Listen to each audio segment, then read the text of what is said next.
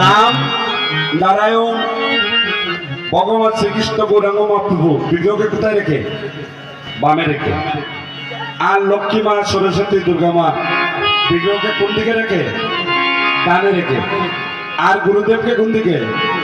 সামনে সামনে সোজা প্রণাম করবেন। মায়েরা সাহিত্য হয়ে প্রণাম করবেন না। আর বাবারা কমপক্ষে 8টা অঙ্গ দিয়ে প্রণাম করবেন।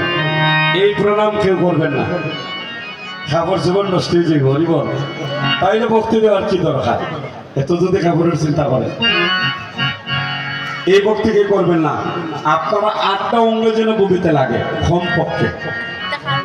2 হাতের 2টা তালু, 2টা কলু, 4টা হাঁটু, 6টা আর কপাল নাসিকা দিয়ে প্রণাম করবে। ঠিক আছে? আর গতকালকে সূর্য পূজায় বলেছিলাম, আপনারা যারা তুলসীর মালা গলায় পরেন না, আপনারা কৃপা করে তুলসীর মালা পরবেন। আরে বাবা রে, 5 লাখ টাকা দিয়ে সোনা দিয়া গলায় পড়লে এটা আপনার সঙ্গে যাবে না, কিন্তু তুলসীর মালা 50 টাকা দামে তুলসীর মালা গলায় দিবেন, এটা কৃপা হবে। বুঝতে পেরেছেন? আর তুলসীর মালা যারা পরেন এরা কমপক্ষে 2টা পেঁচ দেওয়া হয়। আর ভগবানের চরণে দিয়ে ভগবানের চরণামৃত জল দিয়ে দৌত করে ভগবানের চরণে সমর্পণ করে তারপরে তুলসীর মালা পরবেন। যারা লজ্জা লাগে দরকারে 2 পেঁচ করবেন, তারপরে তুলসী মালা। আচ্ছা, এইখানে একটা কথা আছে, অনেকে তুলসী মালা গলায় দেয় না, তুলসী মালা গলা দিয়ে মিশা কথা যায় না।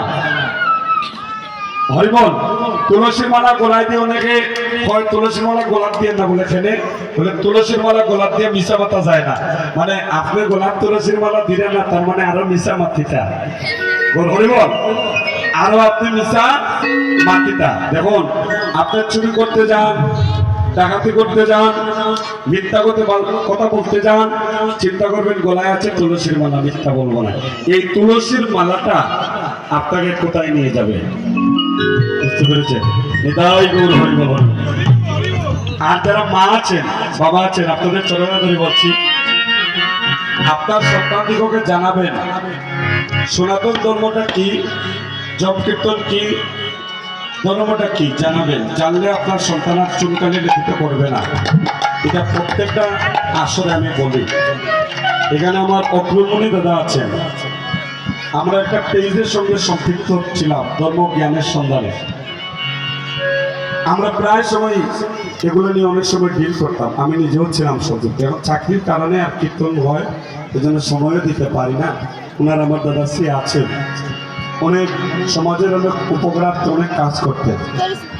সুদীজন, এই যে হরির নাম সংকীর্তনের আয়োজন করেছেন ভক্তরা, এই হরির নাম সংকীর্তন তাই হরির নাম সংকীর্তন মহাযজ্ঞ করি